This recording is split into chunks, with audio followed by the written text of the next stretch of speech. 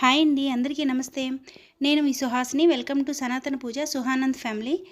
Last time ఈ చామంతి మొక్కలు తెచ్చినప్పుడు మీకు చూపించాను కదండి. అప్పుడు అన్నీ కూడా మొగ్గలు ఉన్నాయి. ఇప్పుడు అన్నీ ఫ్లవర్స్ వచ్చాయండి. ఇదైతే వైట్ పూస్తుందని నేను అసలు అనుకోలేదు. ఎందుకంటే దీని మొగ్గ కొంచెం పింక్ కలర్లో ఉండింది. అంటే కొంచెం పింకిష్ వైట్లో వస్తుంది అనుకున్నాను, కానీ ఇది ప్యూర్ వైట్ వచ్చిందండి. అయితే ఈ మొక్కలు నేను ఇంతవరకు నాటలేదు. కానీ నేను ఫస్ట్ పర్పుల్ మొక్క తీసుకునేటప్పుడు లైట్గా ఒక ఆకుకి బ్లాక్ కలర్లో ఉండిందండి. మనం తీసుకునేటప్పుడు ఖచ్చితంగా చూసి తీసుకోవాలి. ఆకులకి ఏదన్నా అట్లా తెగుల్లాగా ఉండిందంటే ఆ మొక్కలు తీసుకోకపోవడమే బెటర్ అండి. నేను అక్కడ ఆకు తుంచేసి తీసుకున్నాను. అయినా కానీ ఇంటికి వచ్చిన తర్వాత ఒక్కొక్క ఆకు స్ప్రెడ్ అవుతూ ఉందండి. ఇవన్నీ హెల్తీగానే ఉన్నాయి. పింక్ కలర్ అదే పర్పుల్ కలర్ మొక్క మాత్రమే అట్లా ఉందండి. చూడండి, ఇక్కడ చిన్న చిన్న ఆకులకి మనకి ఏదైనా కొంచెం లీఫ్ మైనర్ ఉంది కదా, లీఫ్ మైనర్ లాగా ఉన్నా కూడా ఆకుల్ని తుంచేయండి. లీఫ్ మైనర్ అంటే ఎక్కువగా టమాటా మొక్కలకు వస్తూ ఉంటుంది. చూడండి, కొన్ని మొక్కలు అయితే విరిగిపోయి ఉన్నాయి. ఈ చామంతి మొక్కలు కొనడం ఒక ఎత్తు అయితే వీటికి చిన్న చిన్న తెగుళ్ళు రాకుండా చూసుకోవడము, ఎండాకాలంలో వీటిని కాపాడుకోవడం చాలా కష్టం అండి. ముఖ్యంగా ఎండాకాలంలో అయితే చాలా వరకు మొక్కలు చనిపోతాయి. మనం ఎప్పుడు వాటరింగ్ ఇచ్చుకుంటూ ఉంటే మనకి నెక్స్ట్ ఈ సీజన్కి ఫ్లవర్స్ వస్తాయండి. ఇక్కడ చూడండి, ఆకులకి అక్కడక్కడ కొంచెం డాట్స్ లాగా ఉన్నాయి కదా, అవంతా కూడా తెగులేనండి. ఇక్కడ కొంచెం లైట్ గ్రీన్ కలర్లో ఉన్నాయి కదా, అవి చిన్న చిన్న పిలకలు వచ్చాయండి. వాటికి మనం తీసుకునేటప్పుడు కూడా అలాంటివి తీసుకుంటే మనకి ఎక్కువ చెట్లు వస్తాయండి. ఇది చూడండి, అక్కడ లైట్గా బ్లాక్గా ఉంది కదా, అదంతా తెగులండి. నేను తీసుకునేటప్పుడు యాక్చువల్గా 1-2 ఆకులకు ఉండింది. ఏం కాదులే అని ఆకుల్ని తుంచేశాను. కానీ మళ్ళీ తుంచేసినా కానీ నెక్స్ట్ అన్ని ఆకులకి ఇలా స్ప్రెడ్ అయింది. సో తీసుకునేటప్పుడు పూర్తిగా ఇట్లాంటి తెగులు ఏవి లేనట్టు తీసుకోవడం చాలా బెటర్ అండి.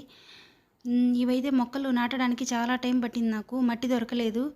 తర్వాత మట్టి దొరికినాక వీటిని నాటేశానండి. కానీ నాటిన తర్వాత ఈ వైట్ కలర్ చెట్టు ఉంది కదా, ఇదైతే ఇంకా సరిగా పిల్లలు పెట్టడం కానీ ఇట్లాంటిది ఏమి చేయలేదండి. అంటే బతికుందంటే బతికుంది, కానీ చనిపోనైతే లేదు. మిగిలిన 2 చెట్లు బాగా గ్రీన్గా ఉన్నాయండి. అంటే ఈ 2 చెట్లు బాగా వస్తున్నాయి. ఇకపోతే ఇది సరస్వతి ఆకు చెట్టు అండి.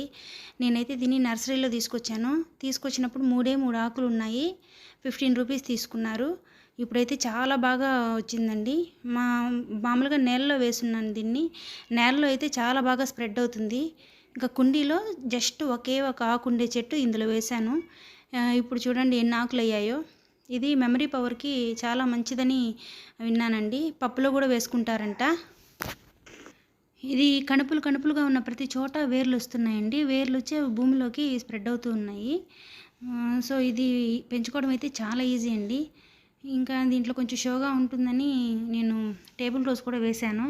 ఇది ఎలా వచ్చిందో తెలియదు. ఒక కాకరకాయ చెట్టు కూడా వచ్చిందండి, దాంట్లో తీసేయాలి దానిలో నుంచి. ఇది టేబుల్ రోజ్ అండి. ఆరెంజ్ ఒకటి, పింక్ ఒకటి. షోగా పెట్టుకోవడానికి బాగుంటుందని వేసుకున్నాను. చూడండి, చాలా బాగున్నాయి. ప్లాస్టిక్ ఆకులు ఉన్నట్టు ఉంటాయండి ఇవి. షోగా పెట్టుకోవడానికైతే చాలా బాగుంటాయి. ఇంటి లోపల కూడా పెట్టుకోవచ్చండి.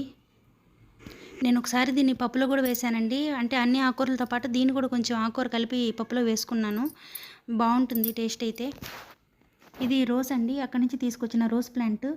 ప్రజెంట్ ఇప్పుడైతే నాటాను. ఈ వీడియో షూట్ చేసినప్పుడైతే నాటలేదండి. ఎల్లో కలర్ ఫ్లవర్, బాగా పెద్ద ఫ్లవర్ కూడా వచ్చింది. 2 ఫ్లవర్స్ ఉన్నాయి. 2 అయిపోయిన తర్వాత మొత్తం ఆకులన్నీ కట్ చేసేసి రీపాటింగ్ చేశానండి. చేసిన తర్వాత ఇప్పుడు ప్రజెంట్ మొగ్గలు వేస్తూ ఉంది. అవి పువ్వులు వచ్చినాక మీకు తప్పకుండా చూపిస్తాను. దీంతో పాటు తెచ్చిన ఆరెంజ్ కలర్ రోజ్ అయితే రీపాటింగ్ చేశాను, కానీ దానికి ఇంకా సరిగా ఎగుర్లు కూడా రాలేదండి. మరి ఎలా వస్తుందో చూడాలి. అన్ని చెట్లు నాటేశాను. ఇది మందారము, ఎల్లో అని చెప్పిచ్చాడు కదా, ఈ మందారం అండి. ఇది కూడా బాగా బతికేసింది. ఫ్లవర్స్ అయితే రోజుకొకటి, ఒక్కొక్కసారి రోజు మార్చి రోజు కూడా పూస్తూ ఉంటుందండి. చాలా బాగా పూస్తూ ఉన్నాయి. ఇక చూడండి, చామంతి చెట్లకి అన్నిటికీ కామన్గా వచ్చేది ఇవి పేనుబంక అండి. ఈ పేనుబంకని కంట్రోల్ చేయలేదనుకోండి, మొత్తం ఇంకా మొగ్గలంతా ఎలాగంటే అలా వచ్చేస్తాయి. నేనేం చేస్తానంటే ఫస్ట్ వాటిని నలిపేస్తానండి. నలిపేసి షాంపూ వాటర్తో చెట్టు మొత్తం స్నానం చేయించేస్తాను.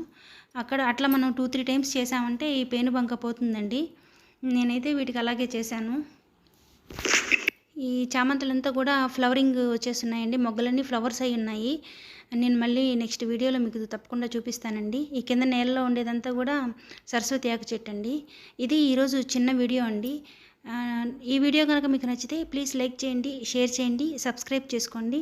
ఇలాంటి మరిన్ని వీడియోస్ మీకు అందిస్తూ ఉంటాను.